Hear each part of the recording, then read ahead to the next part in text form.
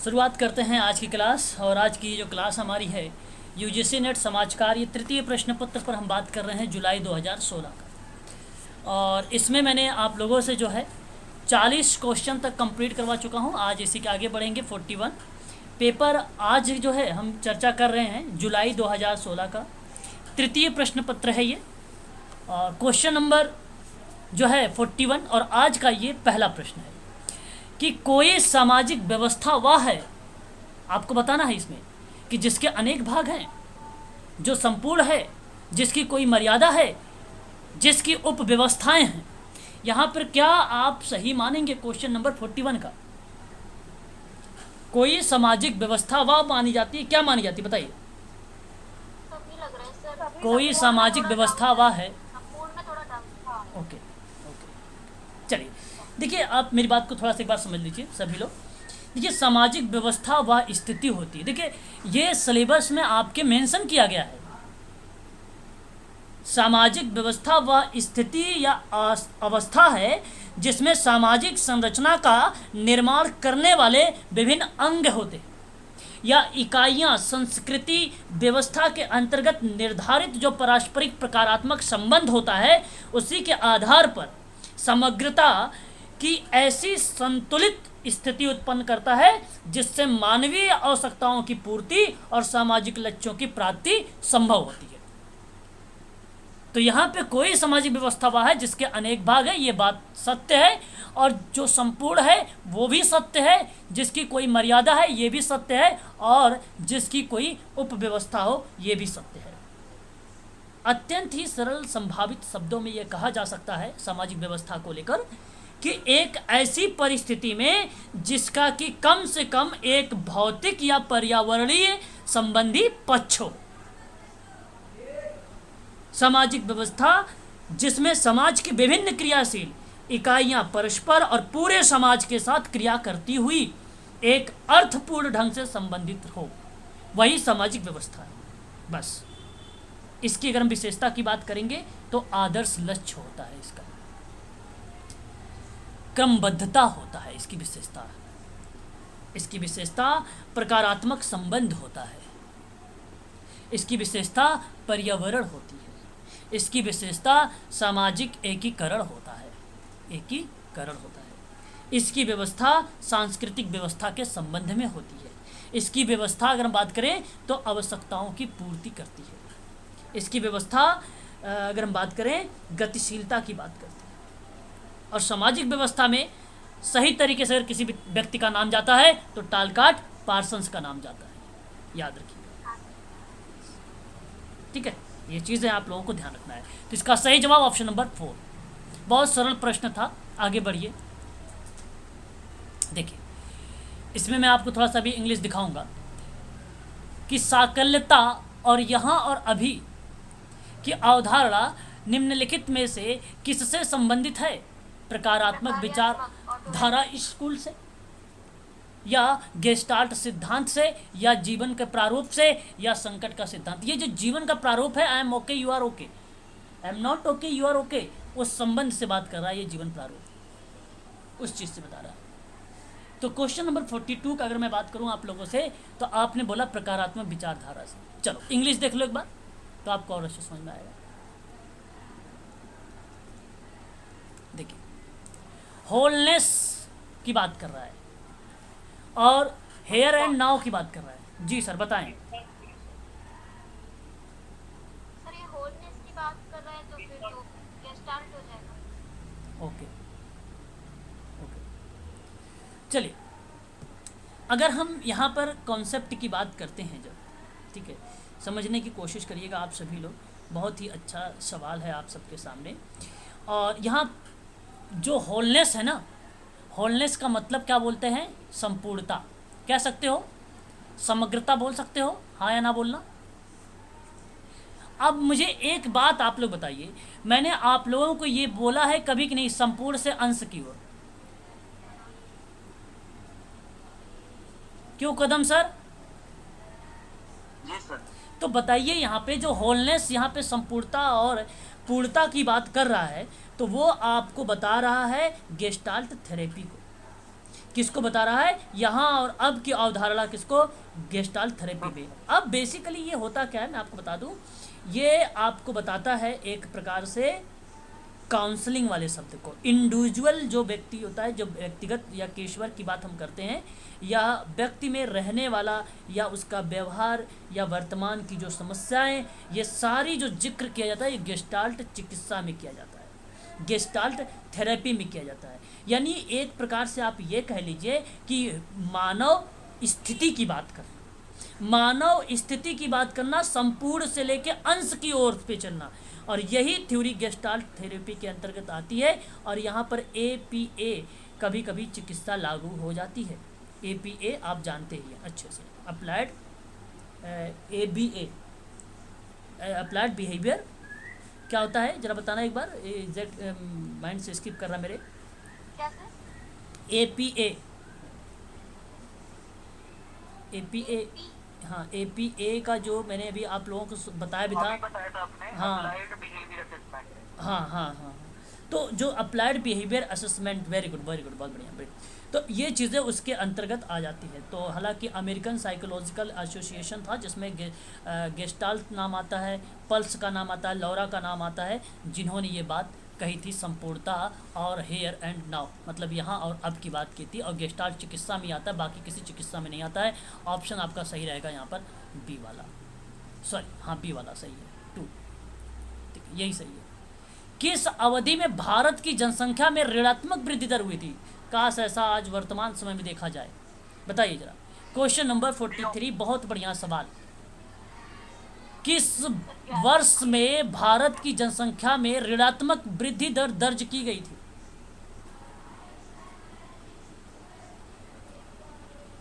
बताएं, देखिए। Option B. अच्छा अच्छा अच्छा, ऑप्शन बी की तरफ आप सभी लोग जा रहे हैं। यानी ऑप्शन बी आपसे क्या बता रहा है, 1911 1921, वेरी गुड, यही सही जवाब। अब आप मेरी बात को समझ लीजिए सभी लोग। देखिए 1911 और 1921 में, 1911 और 1921 में भारत की जनसंख्या में नकारात्मक वृद्धि दर दर्ज की गई थी। अगर हम बात करें 1921 में, तो जनसांख्यिकीय विभाजन के रूप में जाना गया था, क्योंकि यह एकमात्र जनगणना वर्ष था जब जनसंख्या वृद्धि में कमी आई थी। 1921 के बाद जनसंख्या में निरंतर वृद्धि आई है, निरंतर वृद्धि आई है। तो आपको मैं बता दूं, यहाँ पे 1911 में अगर हम बात करेंगे, 1911 में, तो आप ये कहिए कि पॉजिटिव में 5.75 विकास की दर थी, और अगर हम बात करेंगे 1921 में तो ऋणात्मक थी 0.31। ठीक है, ये थी विकास दर जनगणना वर्ष की।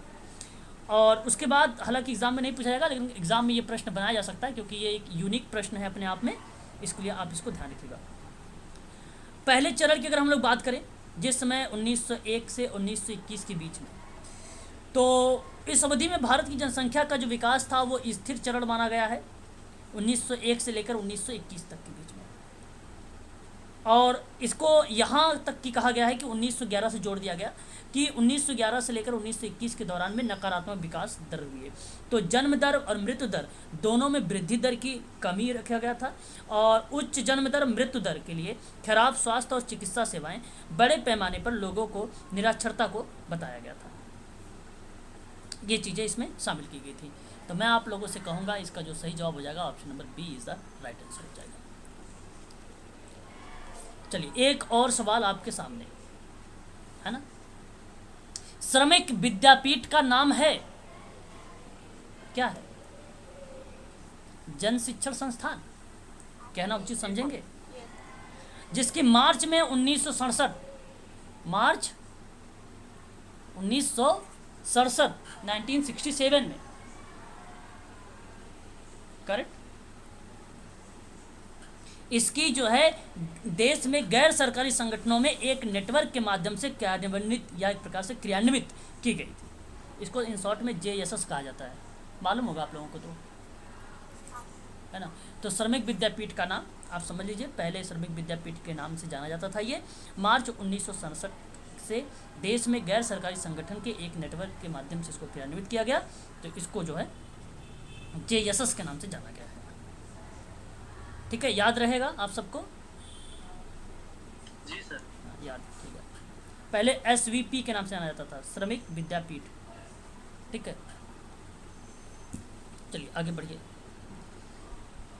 क्वेश्चन नंबर, एक मिनट, क्वेश्चन नंबर अगर हम बात करेंगे यहाँ पे 45, गलत कार्य करने के लिए पुनर्भुगतान के रूप में दिया जाने वाला ये अथवा मांगा गया कुछ का संबंध है डैश से, बताइए। प्रतिफल।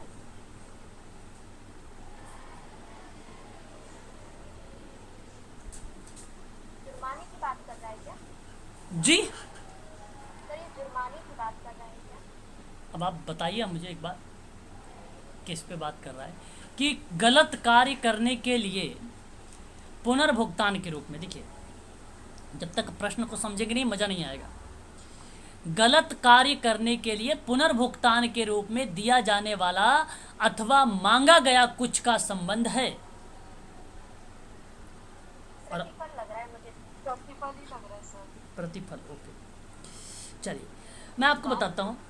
चलिए कोई बात नहीं, अच्छा जवाब आप। ये एक रिएक्ट की बात करता है कि कुछ हुआ है उसके बदले में होगा तो प्रतिफल। आपने नाम सुना है निपटान प्रणाली अधिनियम?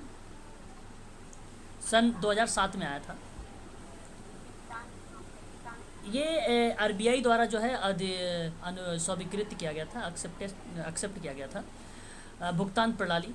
तो मैं आप सबसे कहूँगा यहाँ पे जो प्रतिफल आपने जवाब दिया है ये करेक्ट जवाब दिया है आपने। यहाँ पे प्रतिफल इज द राइट आंसर होगा कि गलत कार्य करने के लिए पुनर्भुगतान के रूप में दिया जाने वाला, अथवा का मतलब होता है या मांगा गया कुछ। तो मांगा गया कुछ का जो संबंध है वो प्रतिफल से है, ना कि पुनर्वास। हाँ, अगर व्यक्ति की बात करते, उसके व्यवहार की बात करते, तो यहाँ पे गलत कार्य करने पर मान लो उसका बिहेवियर है और उसको गलत कार्य या कोई गलत असामाजिक व्यवहार कर रहा है, तो उसमें आप शोधन, पुनर्वास और सुधार की बात करते हैं। परंतु प्रश्न था केवल पुनर्भुगतान से, तो यहाँ पे प्रतिफल था। ऑप्शन नंबर 3 ही सही था। ये केवल प्रश्न एक प्रकार से अप्लाइड टाइप्स के प्रश्न बना दिया गया एक फैक्ट के आधार पे, और बहुत ही सरल प्रश्न था। बाकी 3 शब्द यूनिक थे और ये जो चौथा शब्द था प्रतिफल था, जो पुनर्भुगतान से संबंधित रखता था, और यही आपका करेक्ट जवाब हो जाता है, ऑप्शन नंबर 3। क्वेश्चन नंबर 46 आपके सामने, और प्रश्न कह रहा है कि वर्ष 2011 की जनगणना के अनुसार भारत की साक्षरता दर 74। अरे वाह, यहाँ पे सही जवाब आया है आप लोगों का कि भारत में जो साक्षरता दर थी 2011 की जनगणना, यानी 2011 इसको बोला जाता है, और ये 74.04 था। और 2000 की अगर 1947 की बात करेंगे तो 18% था भारत की साक्षरता दर। अगर विश्व की साक्षरता दर से अगर आप बात करें तो 84% कम है। कितने परसेंट कम? अब एग्ज़ाम 2022 में कम लेकर आ सकता है, 84% कम ये आपको लेकर आ सकता है। पुरुष की अगर हम बात करें जनगणना साक्षरता दर को लेकर तो 80.9%, महिलाओं की अगर हम बात करें तो 64.6% रही है। तो मेल कितने रहे हैं? 80.9, फीमेल कितनी रही हैं? 64.6। 2011 के अकॉर्डिंग बात कर रहा हूँ मैं आप लोगों से। क्लियर हो रहा है ना? समझते रहिएगा अच्छे से आप सभी, ठीक है। हालांकि अब अगर आप लोगों से एग्ज़ाम में मिले कि 2022 में भारत की साक्षरता दर कितनी दर्ज की गई है, एक अनुमान लगाया गया है अभी, हालांकि जनगणना नहीं हुई है, तो आप बताइएगा। वहाँ पर ऑप्शन में आपको मिलेगा 77.7%। कहीं आप 74 लगा के मत चले आइएगा, ये लगाने की कोशिश करिएगा आप सभी, ठीक है। ये आपके लिए सही रहेगा। इंटरनेशनल लिटरेसी डे के आधार पर ये बताया गया है, ठीक है, कि ये चीज़ें बताई गई भारत की साक्षरता दर, ठीक है। ये आप ध्यान रखिएगा, थोड़ा सा आप लोगों के लिए थोड़ा सा फैक्ट के रूप में काम करेगा यहाँ पर, ठीक है। आगे बढ़ते हैं और नेक्स्ट लेते हैं।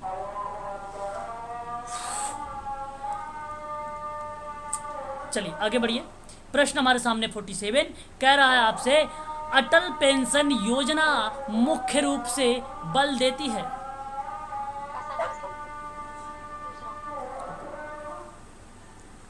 आपको अगर हम बात करें अटल पेंशन योजना के बारे में, आप भली भांति तरीके से जानते हैं। भारत सरकार द्वारा समर्पित एक व्यवसायिक योजना है जो असंगठित क्षेत्रों के लिए, किसके लिए? असंगठित क्षेत्रों के लिए।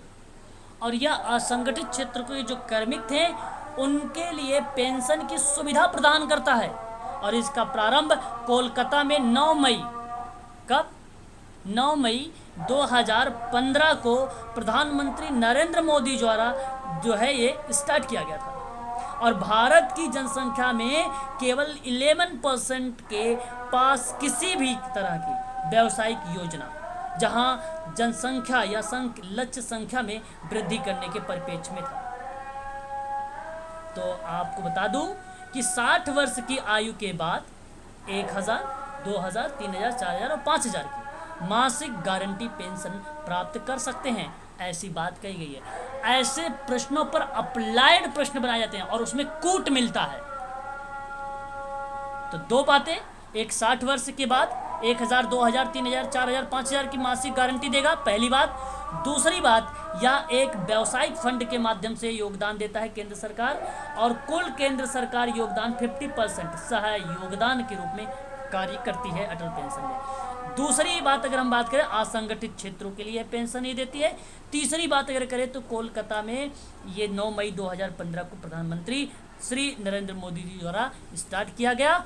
इस बात को आप सभी लोग ध्यान रखिएगा, जितने मैंने पॉइंट्स बताए। हो सकता है एग्जाम में आपको पूछा जाए।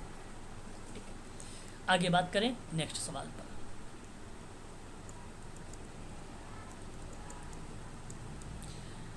अच्छा प्रश्न ये भी आपके सामने है। वर्ष 2012 की दिल्ली बलात्कार कांड की पीड़िता का नाम मीडिया ने निर्भया रखा। बात जानते हैं? सामाजिक व्यक्तिक सेवा कार्य के किस सिद्धांत से संबंधित है? बहुत बढ़िया सवाल। चलिए 1 मिनट, अभी हम बच्चों से नाम लेकर पूछेंगे इस प्रश्न पर, देखते हैं कितने लोगों का IQ ठीक चल रहा है। चलो 1 मिनट, बताइए भैया। हाँ, पूर्ति शर्मा जी बताइए, इसका सही जवाब क्या होना चाहिए? वर्ष 2012 की बात कर रहा हूं मैं। पूर्ति शर्मा क्या होगा बताइए ऑप्शन? नहीं मालूम? अच्छा जी, ओके ओके। माधुरी जी आप बताइए। गोपनीयता ही होगा सर। ओके, गलत जा रहे हो आप भी। माया आप बताइए।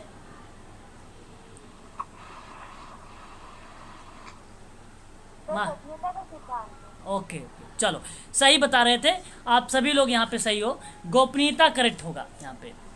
क्वेश्चन नंबर 48 की अगर मैं बात करूंगा आप लोगों से ना, तो आप लोगों ने सही जवाब दिया है ऑप्शन नंबर डी, क्योंकि गोपनीय रखा गया, उसका नाम निर्भया रखा बताया गया था, तो इसलिए गोपनीय रखा गया था, है ना। आप देखिए ऐसे केसेस वगैरह होता है, कभी पेपर पढ़ते होंगे लिखा रहता है किशोर, किशोरी, है ना, ऐसे शब्दों का प्रयोग में लाया जाता है कि नहीं। तो ये बेसिकली गोपनीयता का सिद्धांत यहाँ पे फॉलो, ये अप्लाइड प्रश्न था क्वेश्चन नंबर 48। ऑप्शन नंबर आपका यहाँ पर 4 करेक्ट हो जाएगा। बहुत बढ़िया सवाल था। चलिए क्वेश्चन नंबर आगे बढ़ते हैं 49 पर। शोधन के क्षेत्र में शामिल एजेंसियों का प्रस्ताव क्या हो सकता है? देखिए शोधन के क्षेत्र में, एक बार इंग्लिश देख लो। देखिए पर्पस दे रखा है और एजेंसी इन्वॉल्व कर रखा है, फील्ड ऑफ करेक्शन की बात कर रहा है, तो यानी एक प्रकार का उद्देश्य यानी शोधन, है ना। चलिए 1 2 3 बता रहे हैं आप। अच्छा देखिए यहाँ पे सुधार और प्रशिक्षण और शिक्षा एक ऐसा शब्द है जो कहीं ना कहीं एक उद्देश्य को प्रस्तुत करने की बात करता भी है, ऐसी बात नहीं है। तो मैं आप सबसे कहूँगा कि जो ये सुधार वाला शब्द है, एक याद करिएगा, समझने की कोशिश करिएगा आप सभी लोग, और जो प्रशिक्षण वाला शब्द है और जो शिक्षा वाला शब्द है, ये उद्देश्य के क्षेत्र में शामिल किया गया एजेंसियों का प्रस्ताव। तो यानी जो भी कोई एजेंसियां वगैरह होंगी वो कार्य करेंगी सुधार पर भी, ट्रेनिंग भी देंगी, शिक्षा भी देंगी। तो अच्छा, इसका मतलब ये नहीं कि आप सिलेबस के अनुसार अगर आप पढ़ा रहे हैं, MSW वाला पढ़ा रहे हैं, तो कि भाई मनोसामाजिक विज्ञान पढ़ाना ज़रूरी है, चिकित्सा समाज कार्य पढ़ाना ज़रूरी है, व्यवसाय समाज कार्य पढ़ाना ज़रूरी है। तो ये ज़रूरी नहीं कि आप सिलेबस के अनुसार बात कर रहे हैं यहाँ पर। शिक्षा के माध्यम से भाई बहुत सारी एक्टिविटी होती है। आपको बता दूँ 3R का नाम सुना होगा, रीडिंग राइटिंग अर्थमेटिक, वो एजुकेशन में आ सकता है। प्रशिक्षण का मतलब होता है ट्रेनिंग देना उनको, किसी चीज़ से उन्हें समाज की मुख्य धारा से जोड़कर ट्रेनिंग दे के मान लो भाई उसकी जीविका वो चला सके, वो प्रशिक्षण हो जाएगा। अगर असामाजिक कोई व्यवहार कर रहा है उसको सुधार कर दिया जाए, उसकी बात की जा रही है ना। तो आप कभी ऐसा ना सोचे कि जो रिजल्ट की बात हो रहा है कि सिलेबस होगा कोई, ऐसा कुछ इसमें सिलेबस नहीं निर्धारित। जिसमें सिलेबस निर्धारित है तो वो तो ऑलरेडी शामिल है ही है, और कुछ एजेंसियाँ ऐसी होती हैं जिसमें सिलेबस निर्धारित नहीं होता है तो काम यही पर करता, तो लेकिन उसका मोटो यही होता है, मोटो यही होता है। प्रतिफल नहीं होगा, प्रतिफल बेसिकली उसका फ़ायदे की बात करेगा, लाभ की बात करेगा एक प्रकार का, किसको, मालिक को, इसलिए ये नहीं होगा। ऑप्शन नंबर 4 आपका सही, सॉरी ऑप्शन नंबर 1 आपका सही हो जाएगा। 1 2 3 49 का पहला वाला ऑप्शन सही रहेगा आपका, ठीक है। ठीक, क्वेश्चन नंबर नेक्स्ट, और ये बहुत अच्छा सवाल 2022 में 110% गारंटी है, चाहे ये सम्मिलित वाले में आए, चाहे ये अप्लाइड में आए, चाहे ये कूट के रूप में आए। इसको आप समझने की कोशिश करिएगा, बहुत बढ़िया सवाल, कई बार रिपीट हो चुका है ये। सांसद आदर्श ग्राम योजना, संसद सदस्य द्वारा ए ऑप्शन। यहाँ पे संसद सदस्य, आपको बता दूं क्वेश्चन नंबर जो 50 है, ऑप्शन पहला ही सही जवाब दिया है आपने मैडम। और ये बेसिकली सांसद आदर्श ग्राम योजना जो है, आपको बता दूं मैं, गांव के निर्माण और विकास हेतु कार्यक्रम था। कदम जी, आपको मालूम होगा कि ग्रामीण इलाकों के विकास के लिए ये जो आरंभ किया गया था, मोदी जी द्वारा स्टार्ट किया गया था। जी सर, 2014 में। 2014 में 11 अक्टूबर 2014 को जयप्रकाश नारायण के जन्मदिन पर, जयप्रकाश नारायण के जन्मदिन पर, यह भी प्रश्न बनाया जा सकता है, किसके जन्मदिन पर, जयप्रकाश नारायण के जन्मदिन पर। अच्छा, अब अगर हम बात करें सांसद आदर्श ग्राम योजना के तहत गांवों में विकास और बुनियादी ढांचे रखने लगी, सभी राजनीतिक दलों के सांसद को इस योजना के तहत गांव को गोद लेना है और 2016 तक उसे आदर्श गांव बनाना है। ये बात भी आपको मालूम होगा, नहीं जानते थे आप लोग? हाँ, जानते हैं। हाँ, ये भी आप ध्यान रखिएगा। एक और बात याद रखिए, इसमें कहा गया है कि 2024 तक आदर्श गांव की शुरुआत करना है, और यह योजना सामाजिक और भौतिक बुनियादी ढांचे के विकास पर केंद्रित है, और ये गांव के लोगों को ग्रामीण समुदाय की सामाजिक लामबंदी से प्रेरित है। इस बात को भी ध्यान रखिएगा आप सभी। और याद रखिए, आदर्श ग्राम योजना के तहत देश के सभी सांसदों को 1 साल के लिए एक गांव को गोद लेकर वहां विकास कार्य करना होता है, और आदर्श ग्राम योजना में गांव में बुनियादी सुविधाओं के साथ ही खेती, पशुपालन, कुटीर उद्योग, रोजगार आदि पर बल देना है। इसका सही जवाब हो जाएगा ऑप्शन नंबर केवल पहला। याद रखिएगा, बहुत इंपॉर्टेंट फैक्ट बताया, जितने भी पॉइंट बोले हैं सारे के सारे इंपॉर्टेंट पॉइंट है इसमें। क्वेश्चन नंबर 51 देखिए, नाम तो सुना ही होगा। क्वेश्चन नंबर 51 के बारे में भी अगर हम बात करते हैं, क्योंकि मैंने बहुत सारे पेपर सॉल्व करवा चुका हूँ आप लोगों को, और आप लोग जानते हैं कहीं ना कहीं ये प्रश्न रिपीटेड भी हो सकते हैं, मिला भी है, नाम भी हम लोगों ने इसके बारे में पढ़ा है ना। गर्भधारण पूर्व और प्रसव पूर्व निदान तकनीकी लिंग चयन प्रतिषेध है। आपको मालूम होगा, आप इसको क्या बोलते हो, PCPNDT है ना, पूर्व गर्भधारण और प्रसव पूर्व निदान तकनीकी बोलते हैं। ये एक एक्ट है सन 1900। अरे वाह, क्या बात है भाई, शाबाश, बहुत बढ़िया। अगर हम बात करते हैं यहाँ पर, तो इसका जो सही जवाब था 1994 में ये आया था। अच्छा, आगे बात करें और परिपेक्ष में अगर हम बात करते हैं, तो कन्या भ्रूण हत्या और गिरते लिंगानुपात को रोकने के लिए भारत की संसद द्वारा पारित एक संघीय कानून है, और इस अधिनियम से प्रसव पूर्व लिंग निर्धारण पर प्रतिबंध लगाया गया है। आप लोग बता दो, अल्ट्रासाउंड वगैरह जब करवाने जाते होंगे या ले जाते हैं तो वहाँ पर साफ शब्दों में लिखा भी होता है ना, कि लिंग की जांच बेसिकली बताना एक प्रकार का दंडनीय अपराध है, ऐसा कुछ लिखा होता है, आपने देखा होगा। तो यहाँ पर ये वो जो शब्द लिखा हुआ है वो गर्भधारण पूर्व और प्रसव पूर्व निदान तकनीकी 1994 जो अधिनियम है उसके तहत लिखा हुआ है, ये उसी के तहत लिखा हुआ है। और यहाँ पे सही जवाब अगर हम बात करें तो ऑप्शन नंबर जो बी है, लिंग चयनित गर्भपात की बात कर रहा है। बलात्कार तो होगा नहीं, अविवाहित माताएं तो होंगी नहीं, विधिक गर्भपात होगा नहीं। ऑप्शन नंबर बी आप देखिए जरा, करेक्ट है ना, बोलो हाँ या ना। हाँ सर। बड़ा विचार करने लगते हो, चलो कोई बात नहीं। इसमें और भी कुछ चीज़ें बताएं कि इतने पे रहने दें, काफ़ी है ये। कुछ इम्पोर्टेंट हो तो बता दीजिएगा ना। देखिए इसमें एक बात तो इम्पोर्टेंट ये है, जब फैक्ट के रूप में या अधिनियम गर्भधान से पहले या बाद में लिंग की जांच पर रोक लगाने का प्रावधान देता है, ये पहली बात। दूसरी बात, गर्भवती महिला या उसके रिश्तेदारों को शब्दों, संकेत या किसी अन्य विधि से भ्रूण लिंग नहीं बताया जा सकता है। ये बात भी इसी के अंतर्गत कही गई है, रिश्तेदार हो या वो महिला खुद हो या जो भी उससे संबंध में हो।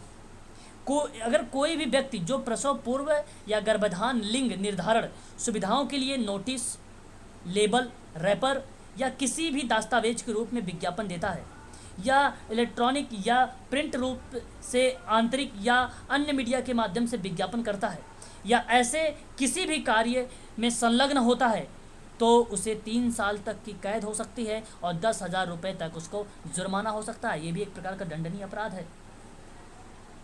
यहाँ पे फैक्ट बता रहा हूँ आप लोगों को, थोड़ा सा अप्लाइड टाइप के प्रश्न है जो आप लोगों से हो सकता है एग्जाम में पूछा जाए, है ना, याद रखिएगा आप सभी लोग। अच्छा, इसमें एक बात ये डेटा के रूप में आप सभी जान सकते हैं कि इस अधिनियम के लागू होने के 24 साल बाद 4,202 मामलों में से 586 मामलों में सज़ा सुनाई गई है।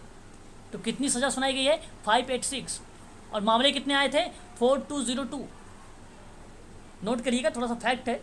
अब जब कूट वगैरह आते हैं तो ये सब लिखा रहता है, डेटा वगैरह लिखा रहता है।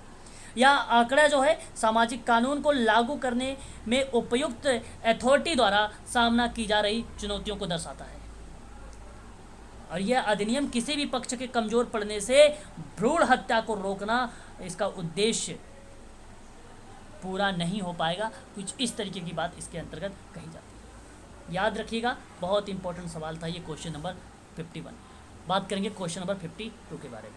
आप लोगों को मालूम होगा ये प्रश्न कई बार रिपीटेड है। महात्मा गांधी राष्ट्रीय ग्रामीण रोजगार गारंटी अधिनियम, मालूम है आपको कि यह कहता है कि यह योजना प्रत्येक वित्तीय वर्ष में किसी भी ग्रामीण परिवार के उन वयस्क सदस्यों को 100 दिन का रोजगार उपलब्ध कराती है जो प्रतिदिन 220 रुपये की संविधिक न्यूनतम मजदूरी पर सार्वजनिक कार्य संबंधित अकुशल मजदूरी करने के लिए तैयार होते हैं। तो ये महात्मा गांधी राष्ट्रीय ग्रामीण रोजगार गारंटी अधिनियम, जो उसको आप मनरेगा के नाम से जानते भी हैं, बेसिकली आपने इसका नाम भी सुना होगा। ये लॉन्च जो किया गया था 2006 में।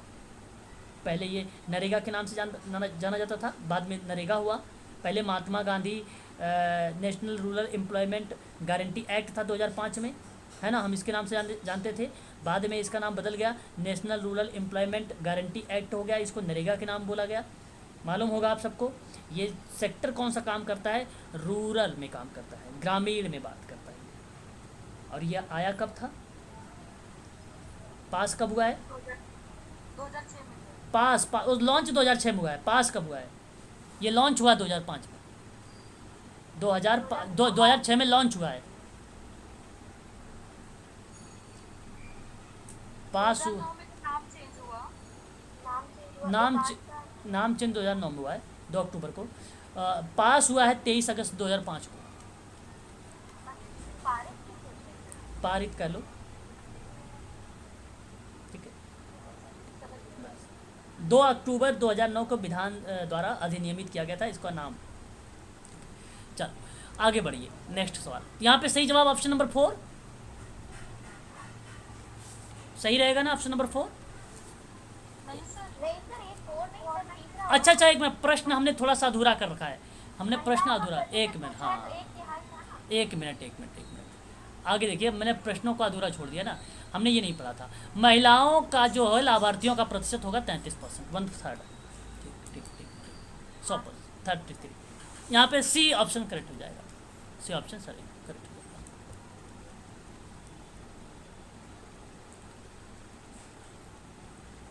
आगे बढ़िए, विलोपन का डर लक्षण है, क्या बात बताइए। विलोपन का डर लक्षण है, क्या कहना उचित समझेंगे? क्या आप व्यामोह, जो है मनोविदलता, हिस्टीरिया, उन्माद, अवसाद, जरा इंग्लिश देखना चाहोगे? जी सर।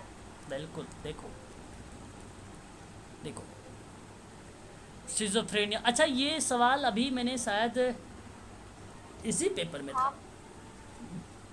सर ये वर्ड नहीं था, ये वर्ड नहीं, व्यामोह का पूछा था उसने कि वो क्या था, तो ऑप्शन की बात कर रहा हूँ मैं, ऑप्शन की बात कर रहा हूँ, ऑप्शन वही, ऑप्शन तो वही थे। हाँ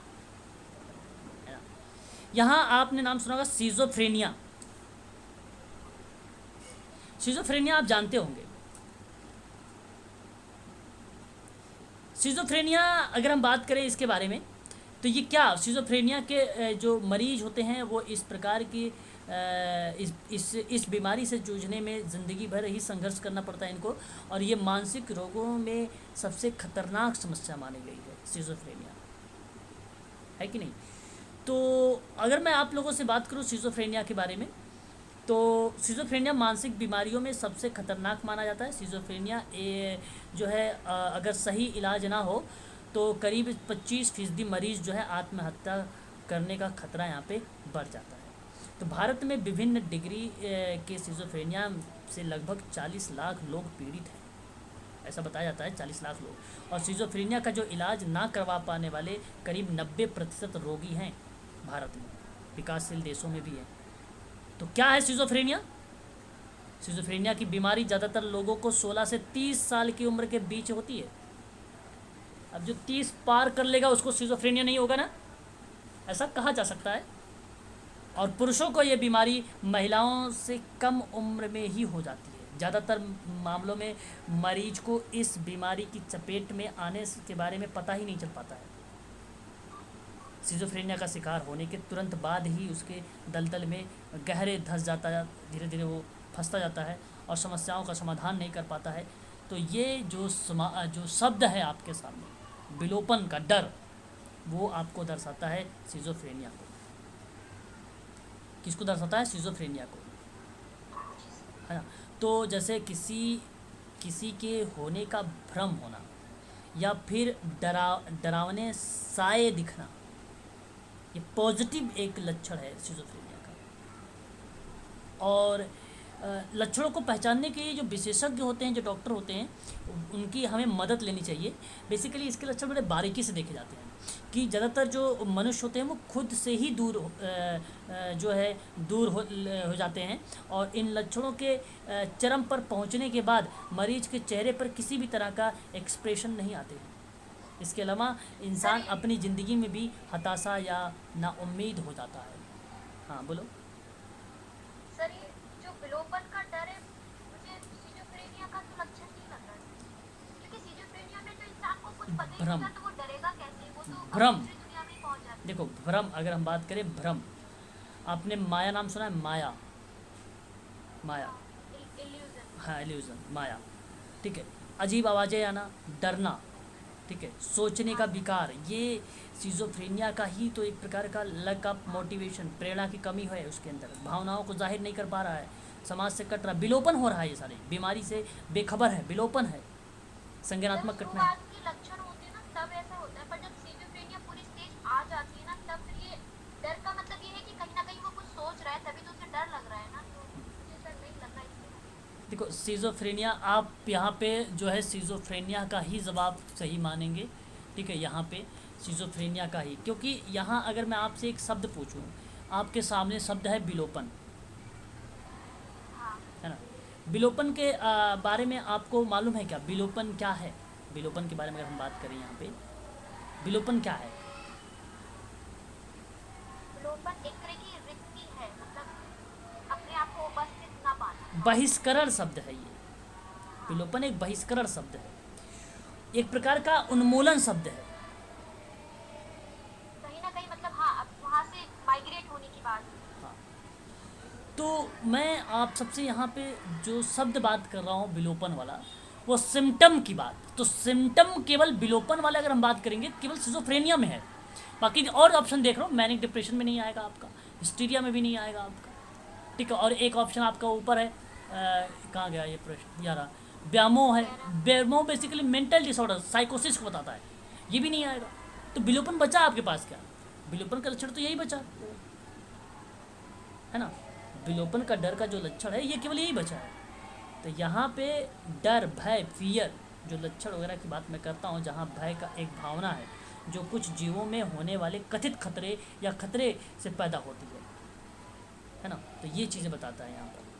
तो मैं आप सबसे कहूँगा आपका ऑप्शन जो हो जाएगा यहाँ पर सही जवाब ऑप्शन नंबर बी करेक्ट माना जाएगा, मनोविदिलता, schizophrenia, option number B, option number B, ठीक है। अब देखिए यहाँ पर बहुत अच्छा सवाल, क्वेश्चन नंबर हमारे सामने 54 है। भारतीय दंड संहिता की किस धारा में, कौन सी धारा में पति अथवा पत्नी, पति द्वारा अथवा पति के रिश्तेदारों द्वारा महिलाओं के प्रति क्रूरता से संबंधित है? बताइए, बहुत अच्छा सवाल जी। D, okay. धारा 498A। Yes sir. क्या जवाब आया आपका? बहुत बढ़िया, और बहुत ही चर्चित सवाल है ये, बहुत ही फेमस और चर्चित सवाल है आप लोगों के लिए ये। और ये बेसिकली आपको बता दूं, इसमें जो है इस धारा में पति और उसके रिश्तेदारों को 3 वर्ष की सज़ा भी बात की गई है, 3 वर्ष की दंडित किया गया है। और कोई भी पीड़ित महिला से संबंधित थाना क्षेत्र में इस अपराध की सूचना पुलिस अधिकारियों को दे सकती है। अनेक मामलों में यह देखा गया है कि इस धारा का दुरुपयोग भी किया जा रहा है, इस धारा का दुरुपयोग भी किया जा रहा है। तो आप ध्यान रखिएगा, यहाँ पर ये इम्पोर्टेंट है। पारिवारिक विवाद के मामले में ये देखा गया है। FIR को लेकर अहम टिप्पणी इस पर की गई है। कोर्ट ने कहा है कि IPC की धारा 498A के तहत जो प्राथमिक दर्ज होने के बाद कूलिंग की 2 महीने की अवधि समाप्त होने से पहले कोई गिरफ्तारी नहीं जानी चाहिए। तो ये बातें कहता है 498A, कहता है ये धारा आपकी। एक धारा आपके सामने है 398। क्या कहना उचित समझेंगे 398 का? ऑप्शन नंबर आपका यहाँ पे 4 सही है भाई। आपको IPC आप जानते हैं, यदि लूट या डकैती की बात होती है, अपराधी किसी घातक की आयुध से सज्जित होगा तो उसे कम से कम 7 वर्ष का कठोर कारावास की सजा दी जाएगी। तो यहाँ पर बेसिकली क्या है, लूट और डकैती से संबंधित 398 IPC की धारा। और विवाहित महिलाओं के साथ होने वाला जो क्रूरता, मानसिक या शारीरिक, दोनों तरीके की बात बता रहा हूँ, व्याख्या करी जा रही है निपटाने के लिए परिप्रेक्ष्य में। तो उसके दबाव की बात कर रहा है या उसके अवैध की बात कर रहा है, तो वहाँ पर 498 था, यहाँ पर 398 है। इसको आप ध्यान रखिएगा, 398 IPC की धारा। स्पष्ट हो रहा है? हाँ सर, जी सर। चलो, उसके बाद आपके सामने एक और धारा आती है 298। ये बताइए। नहीं पता सर, बता दीजिए। 298 मैडम, किसी भी व्यक्ति की धार्मिक भावनाओं को चोट पहुंचाने के लिए जानबूझकर शब्दों आदि का आचरण की बात करता है। 298 ये भी समझ में आ गया आप? हाँ सर, जी सर। समझिएगा अच्छे से। उसके बाद आपके सामने एक शब्द आता है 198। देखिए यहाँ पे हालांकि कभी कभी एक आध प्रश्न में आते हैं, ऐसे क्वेश्चन पूछे जाते हैं, है ना। तो मैं नहीं कहूँगा कि आप सारी धाराएं वगैरह पढ़ के जाएं, लेकिन ये फेमस धाराएं हैं, ये सब के बारे में तो सभी लोग लगभग जानते ही हैं। तो इन सबको आप पढ़ के जाएं तो बेटर रहेगा, है ना।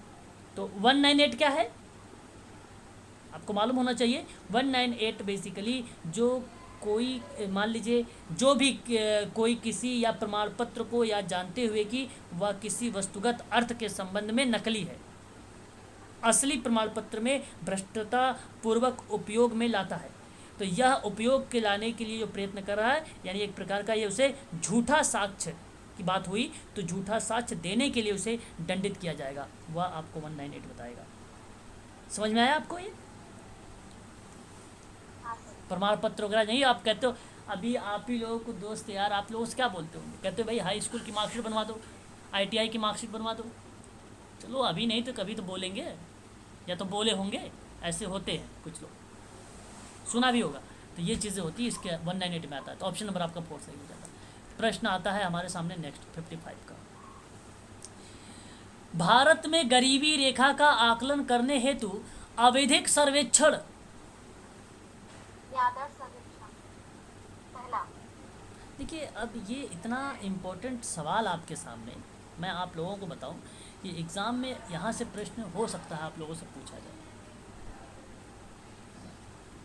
राष्ट्रीय न्यायाधीश सर्वेक्षण संगठन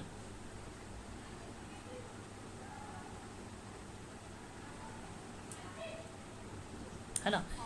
हाँ, यहाँ पे अगर हम बात करें राष्ट्रीय नमूना सर्वेक्षण कार्यालय या बोलते हैं इसको हम लोग NSSO के नाम से जानते हैं, आप लोगों को मालूम होगा है कि नहीं, नेशनल सैंपल सर्वे ऑफिस के नाम से जानते हैं। अखिल भारतीय आधार के बड़े पैमाने पर नमूना सर्वेक्षण करने के लिए जिम्मेदार एक कार्यालय है ये। तो ये राष्ट्रीय सैंपल सर्वे ऑफिस है ये बेसिकली, और भारत सरकार ने इसे 23 मई 2019 को NSSO और CSO के विलय की मंजूरी दी है। तो एक शब्द अगर अप्लाइड आप लोगों से इसके परिप्रेक्ष्य बनाएगा तो आप लोग बोल देना कि 23 मई 2019 को विलय करने की बात किया है, किस में, CSO में। अच्छा, आपको अगर मैं बात करूँ इसी के अंतर्गत और भी चीज़ें हमें देखने को मिलती है। ये सांख्यिकी और कार्यक्रम क्रियान्वयन मंत्रालय के तहत कार्यालय जो है एक NSSO को जो है नेतृत्व महानिदेशक के रूप में कार्य करती है। और इसका काम जानते हो क्या है? इसका काम है योजना और नीतिगत नुस्खे के लिए सांख्यिकी जानकारी तैयार करना, पहला काम। दूसरी बात, ये सांख्यिकीय तकनीकों को तैयार करने में मदद करता है। तीसरी बात, भविष्य के रुझानों के बारे में अनुमान लगाता है। चौथी बात, सामाजिक आर्थिक संकेतों को और जनसांख्यिकीय मानदंडों पर जानकारी प्रकाशित करता है। पांचवी बात, सामाजिक आर्थिक क्षेत्रों में अनुसंधान से काम करता है, यह विश्लेषण का काम करता है।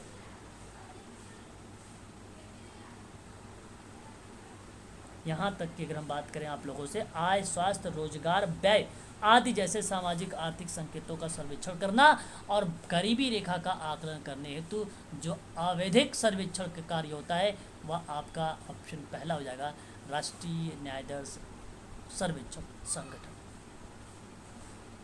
ये आपका इसका करेक्ट ईयर बताइए जरा। इसकी अगर हम स्थापना की बात करते हैं तो इसके अंतर्गत स्थापना का जो नाम आता है सन 1950 आता है, इसको आप लोग नोट कर लीजिएगा, सन 1950। इसके 4 भाग हैं, आपने नाम सुना भी होगा। सर्वे डिज़ाइन एंड रिसर्च डिज़ाइन बोला जाता है, इसको SDRD कहा जाता है। सर्वे डिज़ाइन एंड रिसर्च डिज़ाइन बोला जाता है। ये चार भाग हैं, 4 प्रभाग है, डिपार्टमेंट आप कह लीजिए। दूसरा आपका आता है फील्ड ऑपरेशनल डिवीज़न होता है, जिसको FOD कहा जाता है। तीसरा अगर हम बात करते हैं तो इसको DPD कहा जाता है, डाटा प्रोसेसिंग डिवीज़न कहा जाता है। चौथा अगर हम लोग बात करते हैं तो इसमें CPD बोला जाता है, कोऑर्डिनेशन एंड पब्लिकेशन डिवीज़न बोला जाता है। तो 4 इसके विभाग के अंतर्गत ये काम करता है। पहले में सर्वे है तो जाहिर सी बात है कल्पना वगैरह, तैयारी वगैरह, अभिकल्प वगैरह, डिज़ाइन वगैरह काम करेगा। दूसरा फील्ड से रिलेटेड है तो जाहिर सी बात है यहाँ पर NSSO द्वारा किए गए जो सर्वेक्षण होगा वो प्राथमिक डेटा को अंतर्गत शामिल करेगा। चौथी बात करता है DPD के बारे में, डेटा संसाधन के बारे में। तो जाहिर सी बात है यहाँ पे अगर हम बात करें सैंपल चयन की बात करेगा, सॉफ्टवेयर विकास की बात करेगा, संसाधन की बात करेगा। इनके माध्यम से, सर्वेक्षण के माध्यम से जो है एकत्र किए गए जो डेटा होगा उसको वैधीकरण करेगा, उसको तैयार करेगा। चौथा है CPD, जहाँ पर ये आपको मालूम होगा ये जो विभाग है वो दिल्ली में स्थित है। और ये देखिए ये विभाग दिल्ली में है और जो DPD है ये कोलकाता में है। और जो फील्ड वर्क विभाग की बात कर रहा था, ये भी दिल्ली फरीदाबाद में है, दिल्ली फरीदाबाद में है ये। और ये जो आपका है क्या नाम है, SDRD, ये कोलकाता में है, ये कोलकाता में, ये कोलकाता दिल्ली, कोलकाता दिल्ली, ठीक है, यहाँ पर है ये। क्लियर हो रहा है? याद रखिए, सामाजिक आर्थिक सर्वेक्षण करने वाला ये सबसे बड़ा संगठन है। अच्छा, इसमें और मैं एक चीज़ बता दूं आप लोगों से, गरीबी मापने का जो आधार बताया गया था आपको भली बात तरीके से मैंने एक बार क्लास भी लिया था। समाजशास्त्री एक हेनरी जो है बर्नस्टीन थे, जिन्होंने 4 आयाम बताए थे, जीविका की रणनीति को लेकर बताया था, असुरक्षा अभाव बताया था, संसाधन बताया था, और एक संसाधनों का अभाव बताया था। 4 बताए थे ये। समाजशास्त्री थे हेनरी बर्नस्टीन थे। अब इसके आधार पे स्वतंत्रता के बाद बहुत सारी योजनाएं आई, जैसे भारत की स्वतंत्रता के बाद अब तक के देश में गरीब में जो लगभग अगर हम बात करें तो कुल 6 ऐसी समितियां बनाई गई। भाई योजना आयोग कार्य की, वो भी गरीबी रेखा पर बात की, मापन पर 1962 में आई थी। VM दांडेकर की आई थी जो 1971 में आई थी। अलग्न समिति आई थी 1979 में आई थी। लकड़ावाला समिति आई थी 1993 में आई थी। तेंदुलकर समिति आई थी 2009 में आई थी। रंगराजन समिति आई थी 2014 में आई थी। तो ये कहीं ना कहीं अगर हम बात करें इसकी पृष्ठभूमियों को लेकर तो ये बताती है आपको गरीबी को लेकर। तेंदुलकर काफ़ी फेमस रही है, तो तेंदुलकर समिति के अंतर्गत अगर हम बात करें भारतीय कुल आबादी में 21.9 जो % लोग हैं वो गरीबी रेखा से नीचे जीवन यापन कर रहे हैं। अब इन्होंने कहा कि शहर में रह रहे जो लोग परिवार के लोग हैं जो गरीबी रेखा को 1000 रुपये प्रति व्यक्ति माह, और ग्रामीण परिवार में अगर हम बात करते हैं 816 रुपये निर्धारित किए गए हैं। तो इन्होंने कहा कि भाई अगर इतना आप कमा ले रहे हो तो ये बेसिकली गरीबी रेखा के निर्धारित कर देती है कि इतना है, अगर इससे ज़्यादा बन रहा है तो भाई जाहिर सी बात है वो गरीब व्यक्ति नहीं है। ये तेंदुलकर समिति कहती है। ये कौन से बोलती है? तेंदुलकर समिति बोलती है। इसको आप सभी लोग जो है ध्यान रखिएगा, काफ़ी इंपॉर्टेंट थी ये एग्ज़ाम में कई बार पूछा भी गया है ना। लकड़ा वाली समिति का नाम तो सुना ही होगा आप लोगों ने भाई। उसमें क्या बताया गया, 2100 कैलोरी और 2400 कैलोरी की बात की गई थी, है कि नहीं? पर ये हेनरी बर्नस्टीन की थोड़ा सा बता सकते हैं? जी, हेनरी बर्नस्टीन के आप जो 4 बता रहे थे आयाम, एक बार रिपीट करिए। संसाधन,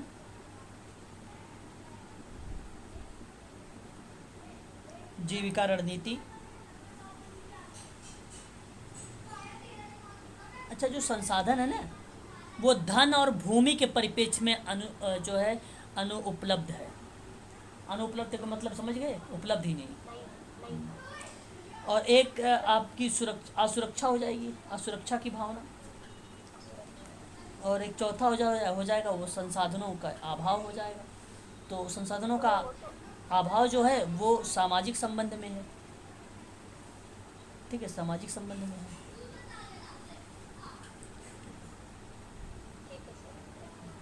तो यह आप ध्यान रखिएगा। चलो आगे बढ़ते हैं। Question number next 56। व्यक्ति और वातावरण के बीच, बात को समझिए, व्यक्ति और वातावरण के बीच संबंध के स्वरूप की व्याख्या करने के लिए लाइफ स्पेस की अवधारणा किसने शुरू की थी? बहुत अच्छा सवाल 56। बिल्कुल बिल्कुल करेक्ट जवाब यहाँ पर आप सभी का आया भाई। व्यक्ति और वातावरण के बीच संबंध के स्वरूप की व्याख्या करने हेतु लाइफ स्पेस की अवधारणा कर्ट लेविन की। याद रखिएगा, ये भूमिका कर्ट लेविन ने अधिगम के क्षेत्रीय सिद्धांत में दिया था। अधिगम के क्षेत्रीय सिद्धांत में दिया था और काफ़ी फेमस भी रहा है ये। इसको टोपोलॉजी का नाम अगर बात आता है कभी कभी तो टोपोलॉजी वाला भी शब्द जो है उसको आप जोड़िएगा। इसको शुद्ध हिंदी में जानते हो क्या बोला जाता है? जीवन स्थान। जीवन स्थान की अगर पूछे अवधारणा किसने दिया है जीवन स्थान, तो आपका क्या जवाब होगा? Kurt Lewin. ध्यान रखिएगा, जीवन स्थान। तो यह एक शिक्षण सिद्धांत है जो सीखने की एक सामान्य अवधारणा है, जिसका अर्थ ये होता है कि सभी के लिए सभी के सीखने के कार्यों पर और उन सभी स्थितियों पर लागू होता है जिनमें सीखने का कार्य होता है। इसके अलावा यह भी बताया जाता है कि पर्यावरणीय प्रभाव सीखने को कैसे प्रभावित करते हैं और इसकी भविष्यवाणी और नियंत्रित कैसे करता है। तो कर्ट लेविन ने एक व्यवहारिक सिद्धांतकार थे जिन्होंने समाज मनोविज्ञान में आधुनिक अनुशासन के पिता के रूप में जाने जाते हैं। और कर्ट लेविन ने क्षेत्र का सिद्धांत दिया, क्षेत्रवाद का सिद्धांत दिया और मानव व्यवहार को समझने के लिए एक रूपरेखा पर इसने ध्यान सबका केंद्रित किया। और इन्होंने जो फील्ड थ्योरी दिया वो सामूहिक प्रक्रियाओं और अंतर समूह संबंधों को अध्ययन को समझने के लिए दिया था। तो कुल टोटली जब आप निष्कर्ष निकालते हैं ना, क्या फील्ड थ्योरी का निष्कर्ष, तो लाइफ स्पेस मिल जाता है हमें। और यह सवाल निष्कर्ष से है, तब अवधारणा बनकर आती है लाइफ स्पेस, जीवन स्थान इसको बोलते हैं। ठीक है, 57 हमारे सामने, from charity to social work in England and United State के लेखक हैं। From charity to social work कौन आता है नाम, बोलो। अमेरिका तो होगा नहीं सर। एक ऑप्शन ए। ओके, देखिए बात को समझिए। From charity to social work in England and United States, सवाल है भाई, बहुत अच्छा सवाल है। रूप से हाँ, क्योंकि बहुत सारे बच्चे यहाँ पे जवाब देंगे सीधा मैरी रिचमंड को। नहीं होगा सर, उनकी बुक होती तो पता हो जाता। हाँ, यहाँ पे सही जवाब क्या हो जाएगा, कैथलीन वो जो है, कैथलीन वो ड्रोफो द्वारा ये दिया गया किताब थी। और ये किताब आई कब थी, 1962 में। Charity organisation society and social casework के अंतर्गत ये किताब जो है फेमस है। इस किताब पर यही बात कही गई है। ठीक है, याद रखिएगा, काफ़ी इम्पोर्टेंट और अच्छा सवाल था ये, आपके सामने नया सवाल मिला है आप सबके लिए।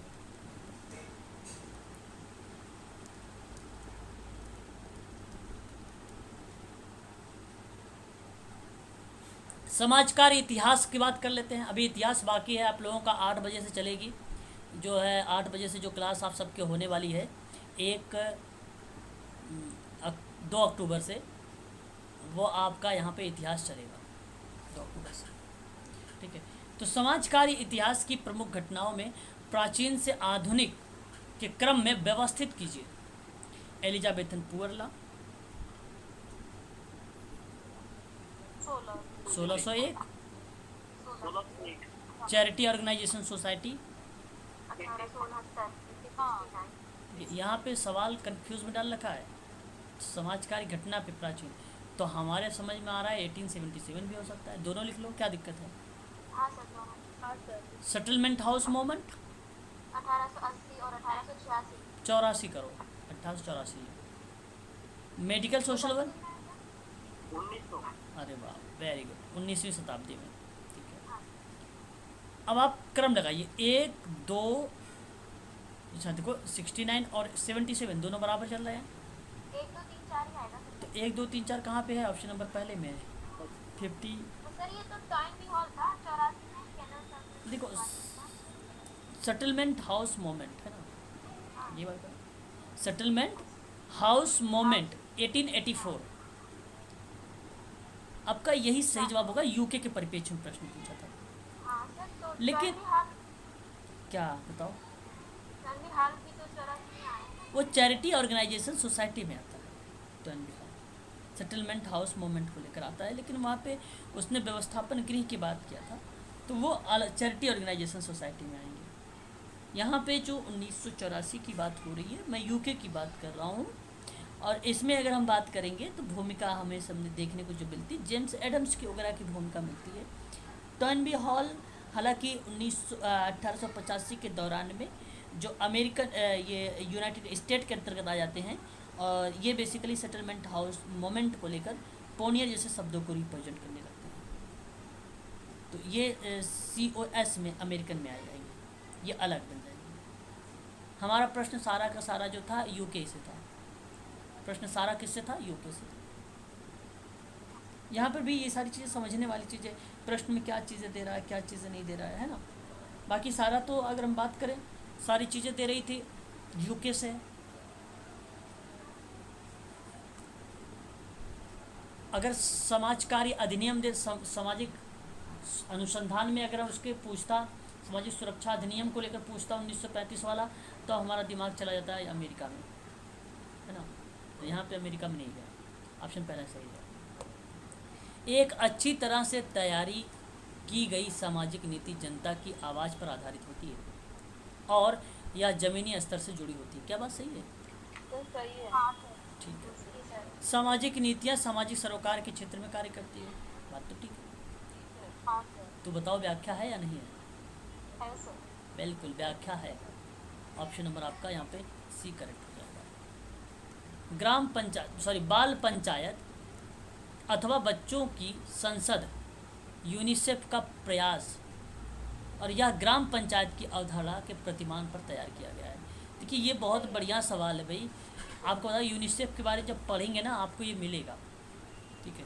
मैं आप सबसे कहूँगा कि ये आप सही मानिएगा। और जिन मुद्दों का बच्चों पर प्रभाव पड़ता है अथवा व्यापक रूप से जिनका समाज पर प्रभाव पड़ता है, उनमें बच्चों की भागीदारी पर बाल पंचायत का गठन पर बल देता है। बिल्कुल सही बात है। ये आर भी सही है आपका, ए भी सही, आर भी सही, दोनों सही हैं। ऑप्शन नंबर पहला करेक्ट हो जाएगा। स्ट्रीट वेडर्स 61 रेड़ी लगाने वाले समाज का अभिन्न अंग है। क्या सही है? सही है सर। अभिन्न है, बिल्कुल अलग है। रेड़ी वाले अर्थव्यवस्था, देखिए बात को समझिएगा, रेड़ी वाले अर्थव्यवस्था के असंगठित क्षेत्र के होते हैं सही है। और उनकी राज्य की सहयोग में कोई सामाजिक सुरक्षा नहीं होती। बात तो ठीक है। अब रेड़ी लगाने वाले समाज का अभिन्न अंग है, क्या कारण यही है कि असंगठित क्षेत्र है तभी? राज्य का सहयोग और सामाजिक कोई सुरक्षा नहीं हो रही तभी? क्या रीज़न यही है कि अभिन्न अंग है? नहीं, व्याख्या नहीं सर। क्योंकि रेड़ी वाले अर्थव्यवस्था की बात है दूसरी में, और दूसरे में अभिन्न अंग की बात है, इसलिए व्याख्या नहीं होगी। बात को बहुत बारीकी से समझिएगा। ऑप्शन नंबर थर्ड सही होगा।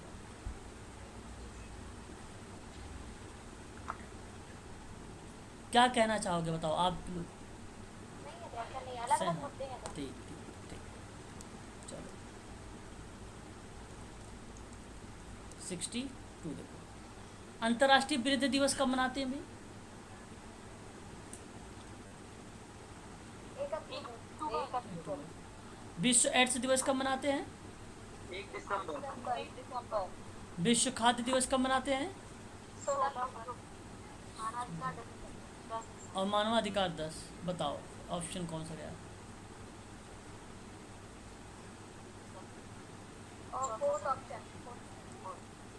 ये बहुत इंपॉर्टेंट सवाल, ये दिवस जरूर देख के जाइएगा। Option number 4 is the right answer. बताइए राष्ट्रीय बाल नीति कब आई? सामने। ओके, नहीं 1974 में। राष्ट्रीय शिक्षा नीति कब आई? 1986। राष्ट्रीय सामाजिक सहायता जिसको NSAP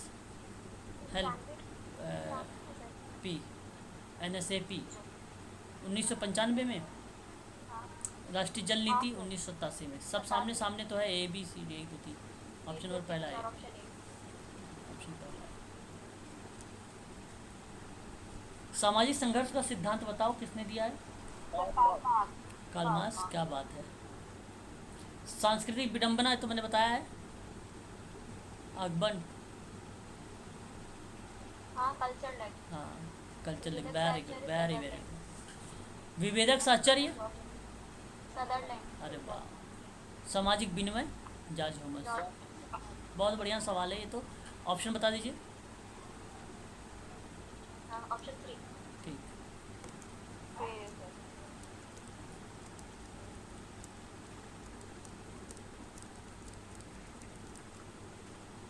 बताइए। भूमिका अदा करना, दल का निर्माण, ईगो स्ट्रेस, विचार वेश, नृत्य जो है नेतृत्व विहीन समूह। भूमिका अदा करना, जो भूमिका अदा करेगी वो आपका विचार वेश होगा। भूमिका अदा क्या करेगी? विचार विश करेगी। और आपका बज समूह क्या होता है? नेतृत्व विहीन। हाँ, समूह चिकित्सा दल का निर्माण होगा। और समव्यवहारात्मक विश्लेषण ईगो स्ट्रेस होगा। ऑप्शन कौन सा क्या है? है ना? आश्चर्य प्लस दुख क्या होगा? आश्चर्य प्लस दुख निराशा।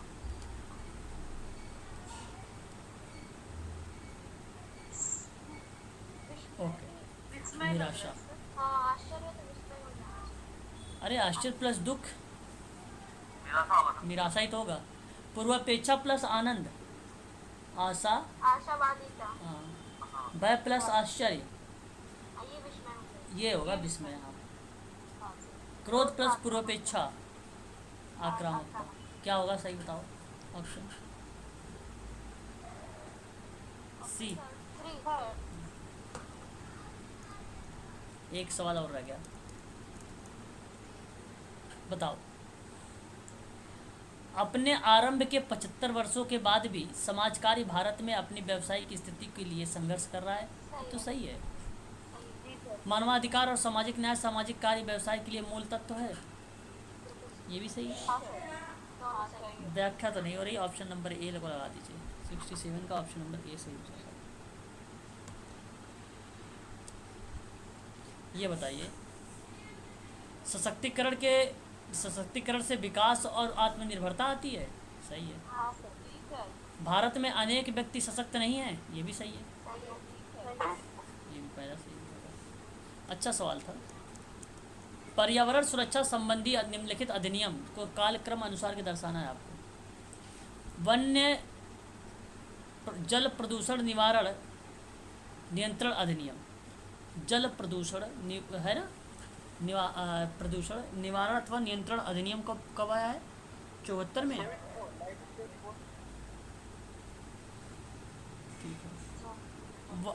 वायु प्रदूषण निवारण नियंत्रण 81। वन्य जीव संरक्षण 1972। वन संरक्षण 1980। लगाओ, ऑप्शन में लगाओ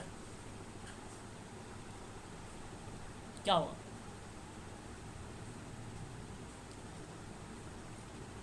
पहले सी आएगा ना। सी ऑप्शन नंबर 1 में है। ऑप्शन पहला सही है। आज का लास्ट सवाल।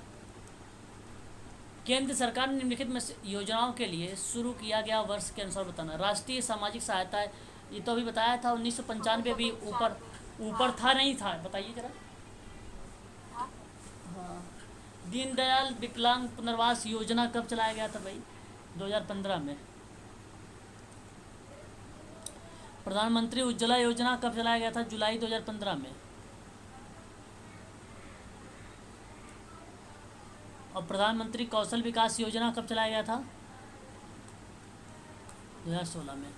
देखिए आपको बता दूं, अगर आपको एक डेट याद है और एक डेट याद नहीं है ना, तो आप इसको जो है मान लीजिए पहले, इस वाले को, इसको पहले मान लीजिए। तो आप क्रम लगाइए जरा।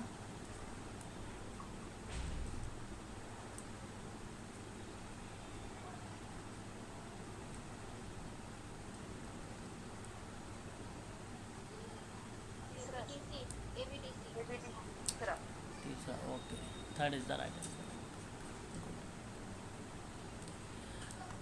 आगे आपके सामने गद्यांश है, इसको आपको करना है। कल हम लोग करेंगे पेपर जो है इससे पहले वाला क्वेश्चन बताइए ना जरा, वो जलवायु वाला। ये देख लीजिए। इसको क्या बताऊं इसमें, बताइए। नहीं सर, वो मेरे को देखना था सर। अच्छा अच्छा अच्छा, वो आवाज़ नहीं आ रही थी सर। ठीक ठीक। अभी इसका 1 अगस्त में पेपर हुआ था, वो बताएं। अगस्त में पेपर हुआ था, है ना? ठीक है, ठीक है। कल अगस्त का भी करवा देते हैं। चलिए आज के लिए इतना ही रखिए आप सभी लोग, ठीक है।